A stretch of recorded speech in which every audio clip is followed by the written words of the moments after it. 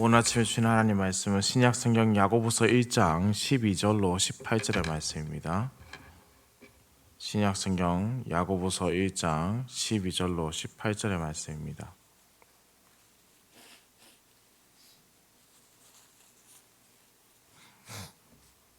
한 목소리로 합독해서 읽겠습니다. 시험을 참는 자는 복이 있나니 이는 시련을 견디어낸 자가 주께서 자기를 사랑하는 자들에게 약속하신 생명의 면류관을 얻을 것이기 때문이라. 사람이 시험을 받을 때에 내가 하나님께 시험을 받는다 하지 말지니 하나님은 악에게 시험을 받지도 아니하시고 친히 아무도 시험하지 아니하시느니라. 오직 각 사람이 시험을 받는 것은 자기 욕심에 끌려 미혹됨이니 욕심이 잉태한즉 죄를 낳고 죄가 장성한즉 사망을 낳느니라. 내 사랑하는 형제들아 속지 말라. 온갖 좋은 은사와 온전한 선물이 다 위로부터 빛들의 아버지께로부터 내려오나니 그는 변함도 없으시고 회전하는 그림자도 없으시니라. 그가 그 피조물 중에 우리로 한 천 열매가 되게 하시려고 자기의 뜻을 따라 진리의 말씀으로 우리를 낳으셨느니라. 아멘.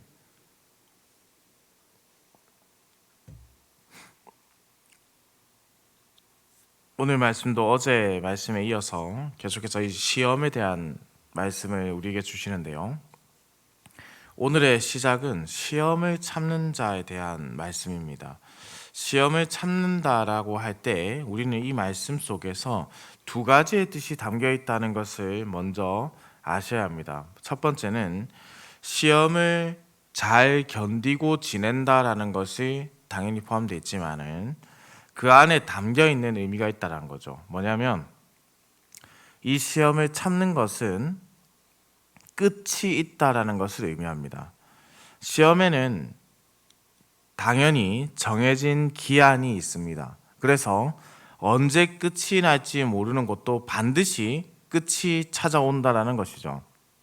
그래서 참는 것은 중간에 그만두는 것을 의미하는 것이 결코 아닙니다. 그래서는 결코 참았다고 할 수가 없다는 것이죠. 시험을 참는 것은 바로 끝까지 견디는 것을 의미합니다. 쉽게 말씀드리면은 우리 청년들이 중간고사나 또 이제 기말고사 기간을 보낼 때 시험을 다 쳐야지 끝이 나는데 시험을 1, 2교시만 치고 더 이상 치지 않겠다라고 하면은 그것은 시험을 다 끝낸 것이 아니지 않습니까? 그와 똑같다라고 이해하시면 됩니다. 그래서 시험을 참는다라고 할 때는 시험을 끝이 있다라는 것을 기억하고 그 끝까지 견디는 것을 의미하는 것이죠. 그래서 이렇게 끝까지 참는 자에게 주어지는 상이 바로 복이라는 것입니다. 복. 본문 12절의 말씀입니다. 시험을 참는 자는 복이 있나니 이는 시련을 견디어낸 자가 주께서 자기를 사랑하는 자들에게 약속하신 생명의 면류관을 얻을 것이기 때문이라 라고 되어 있습니다.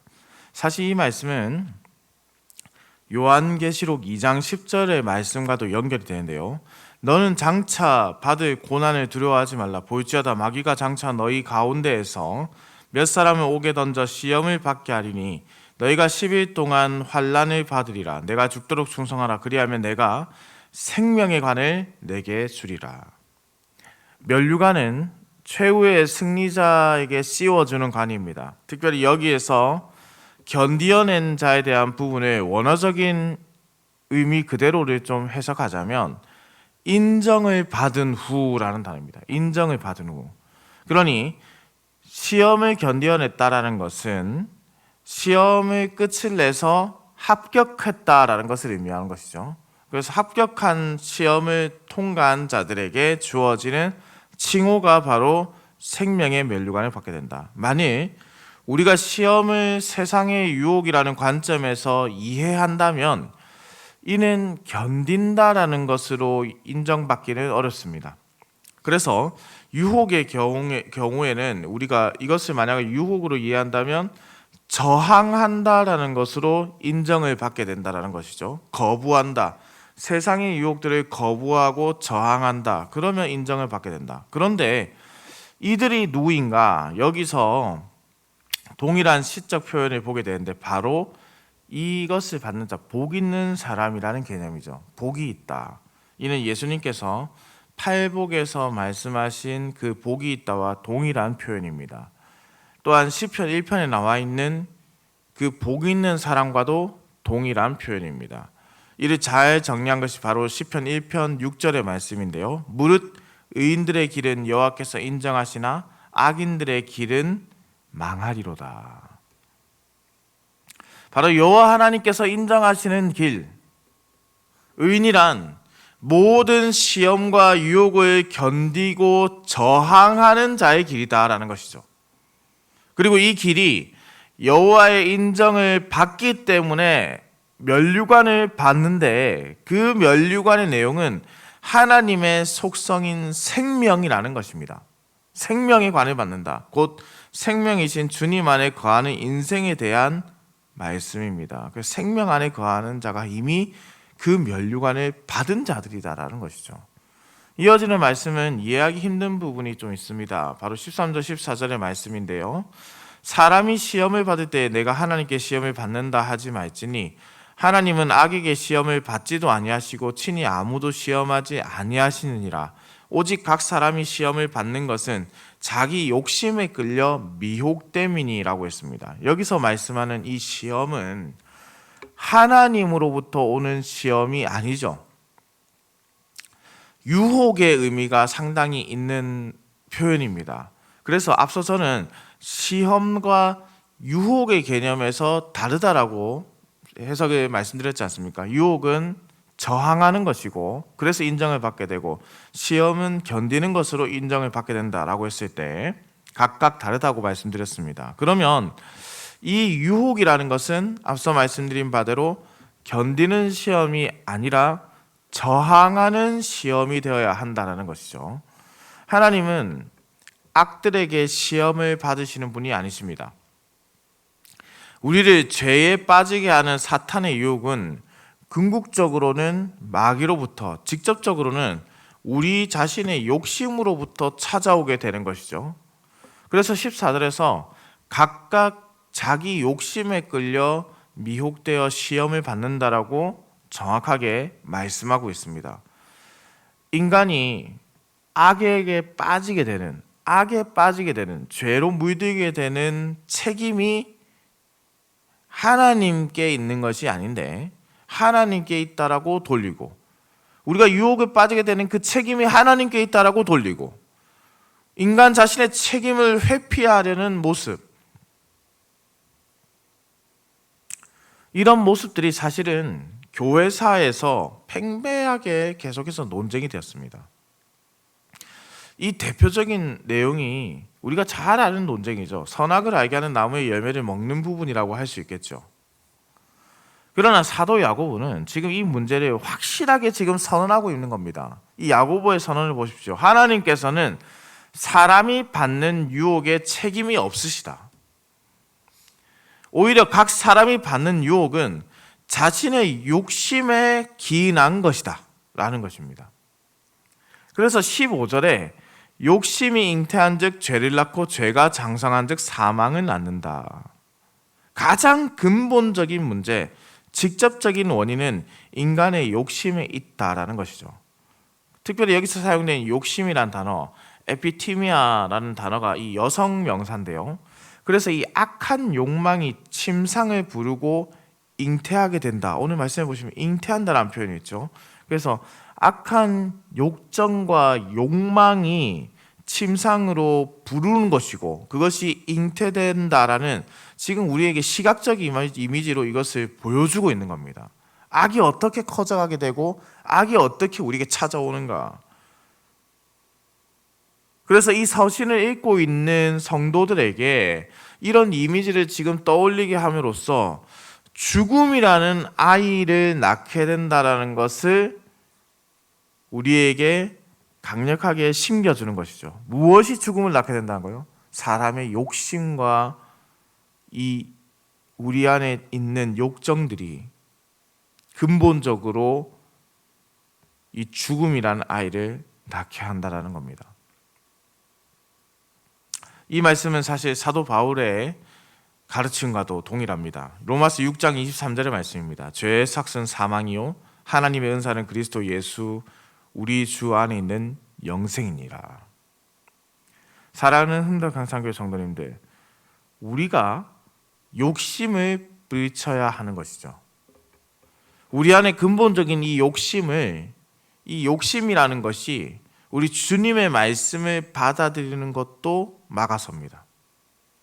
마가복음 4장 19절에서 가시떨기에 떨어진 씨를 말씀하시면서 우리 예수님께서 이렇게 말씀하셨습니다. 세상의 염려와 재물의 유혹과 기타 욕심이 들어와 말씀을 막아 결실하지 못하게 되는 자다.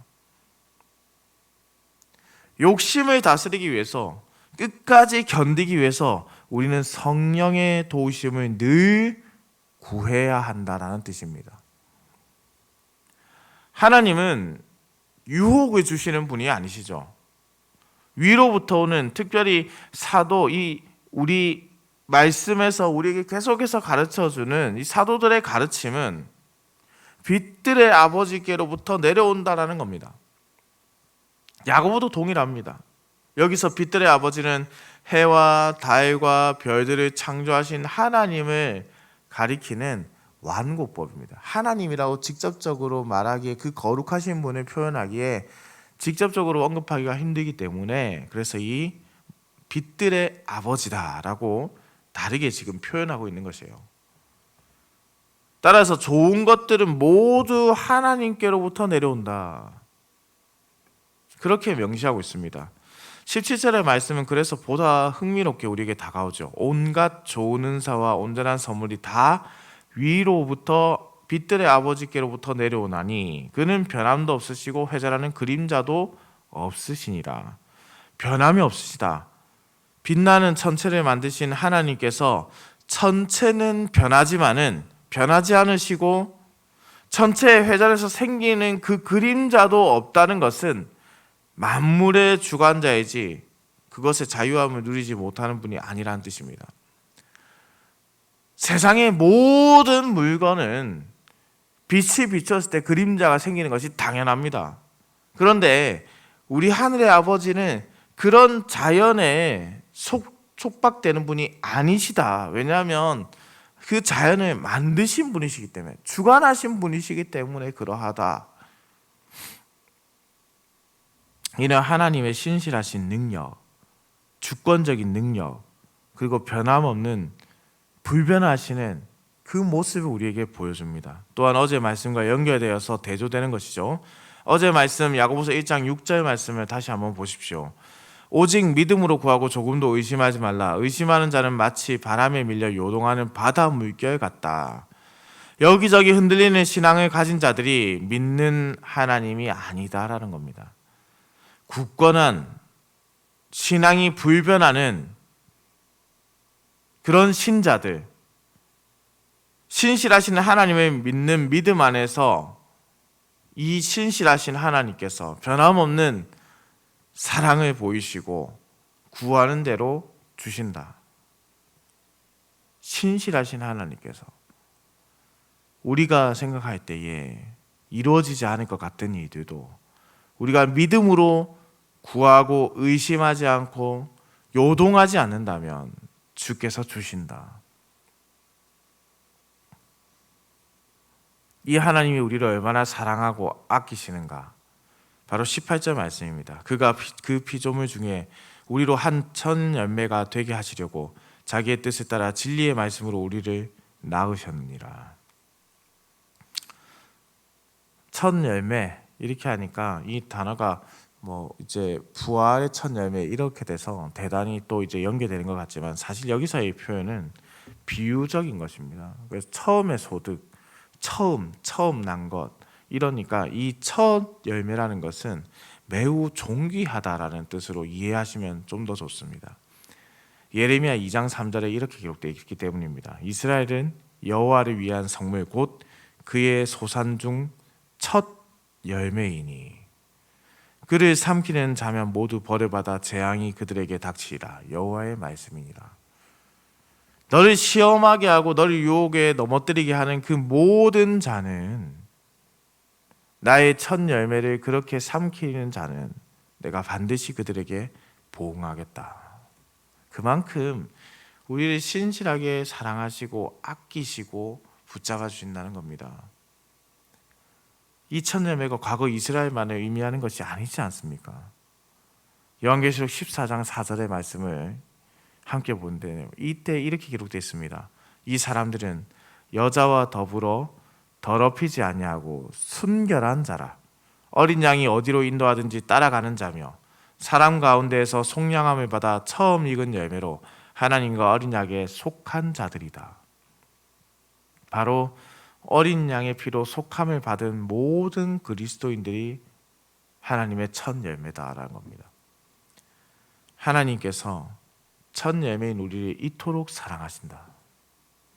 사랑하는 흥덕향상교회 성도님들, 이 하나님이 전체를 다스리고 그것에 속박을 하지 않으며 자유를 누리시는 분이고 모든 것에 다스리는 힘이 있고 모든 것을 다스리는 힘이 있고 모든 것을 주관하시는 분이시죠. 신실하신 분이십니다. 우리를 얼마나 사랑하시는 분이신지도 말씀에서 느껴지만 그 사랑을 우리에게 베풀고자 하시는 분임도 우리가 느낄 수 있는 것이죠. 우리가 하나님을 오히려 유혹의 근원으로 생각하고 있잖아요. 그런 원망하는 어리석음이 우리에게 있었단 말입니다.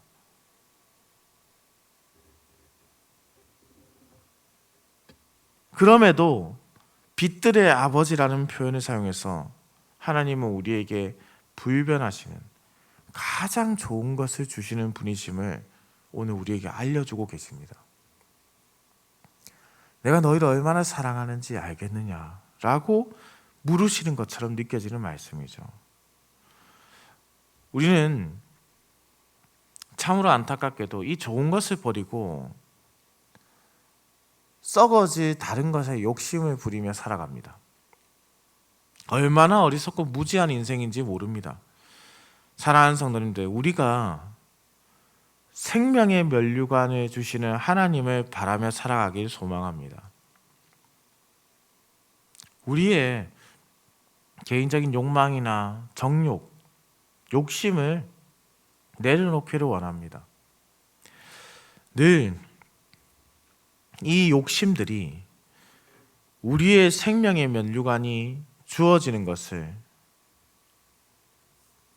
받지 못하도록, 견디지 못하도록 인도하는 겁니다.